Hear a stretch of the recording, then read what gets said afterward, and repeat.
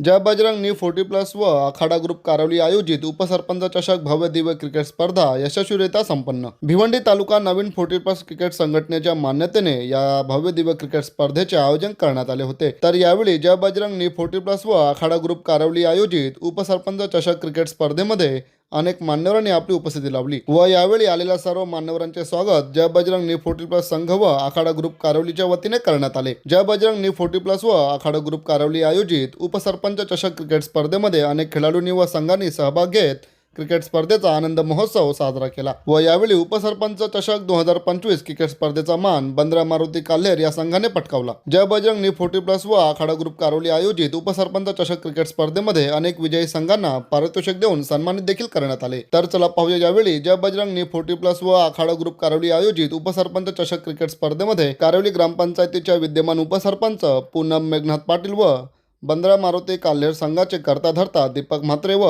संघाचे कप्तान संतोष पाटील यांनी आपले मनोगत देखील व्यक्त केले। आखाडा ग्रुप आणि 40+ माध्यमातून उपसरपंच चषक आयोजित करण्यात आलेले आहेत। खरंच सर्व आखाडा ग्रुप आणि 40+चे मनापासून आभार की त्यांनी दुसऱ्यांदा या उपसरपंच पद मिळालं आणि त्यांनी दुसऱ्यांदा या टुर्नामेंटचे आयोजन केलेलं आहे आणि आयोजन त्यांनी एकदम भव्य दिव्य असं केलेलं आहे। त्याबद्दल त्यांचे आभारी आहे आणि काल्हेर टीम आणि कारवली टीम यांना दोघांना शुभेच्छा आहेत। धन्यवाद।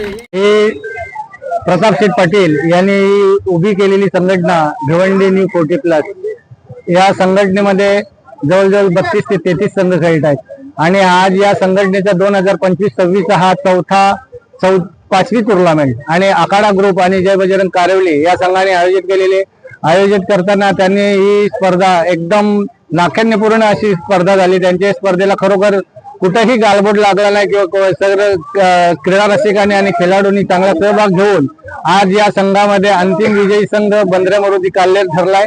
मी या सर्व खेळाडूंचे मनापासून धन्यवाद देतोय। त्यांनी अशीच मेहनत आणि जिद्दीने खेळत राहून आपल्या गावाचा आणि आपल्या एकीचा नावलौकिक करावा। तसंच मी या उपविजेते ठरलेले संघ जय बजरंग कारवली हाही संघ चांगल्या प्रतीचा खेळ करून आज दुसऱ्या क्रमांकावर आलाय। मी त्या खेळाडूंचेही धन्यवाद देतोय।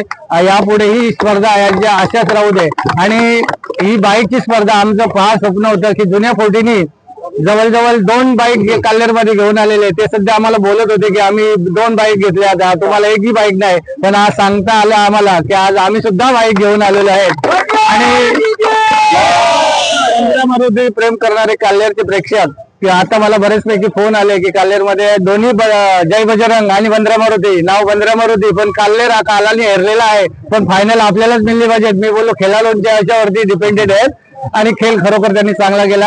यापुढे त्यांच्याकडनं ही अशीच अपेक्षा आहे की त्यांनी खेळ उंचावत आणि काल्हेर गावाचं नाव रोशन करावं। ही धन्यवाद आणि मी परत जय बजरंग कारवली संघाला एक पुनश्च त्यांचा धन्यवाद करून मी इथेच थांबतो। जय हिंद, जय महाराष्ट्र। बंद्रा मारुती न्यू 40+ काल्हेर ही प्रथम दीपक भाऊ यांचं जास्त सहकार्याने आम्ही बंद्रा मारुती न्यू 40+ चालू केली। त्यामुळे प्रथम आम्हाला बऱ्याचशा अडचणी निर्माण झाल्या, त्या अडचणीतून मार्ग काढत आज आम्ही यशाच्या शिखरावर चढत चाललो। आनंदाची गोष्ट एवढीच आहे की खरोखरच आमच्यामध्ये जी खेळाडू आहेत ते फार जिद्दी आहेत। त्यामुळे आमच्या बंद्रा मारुती बरोबर आपल्या काल्हेर गावाचं देखील नाव लौकिक होत आहे। जल्लोषातच साजरा करणार। दुसऱ्यांदा आम्ही प्रथमच बाईक घेतो। बाईक तर आमचा दीपक भाऊ आणि आमचं स्वप्न होता। खेळाडूने आम्ही जेव्हा इथं प्रवेशिका केली तेव्हा खेळाडूने सांगितलं आपल्याला कुठल्याही परिस्थितीत आपल्याला बाईक इथून घेऊन यायची, त्यांनी देखील स्वप्न पूर्ण केलं। त्याबद्दल त्यांचे देखील आभार।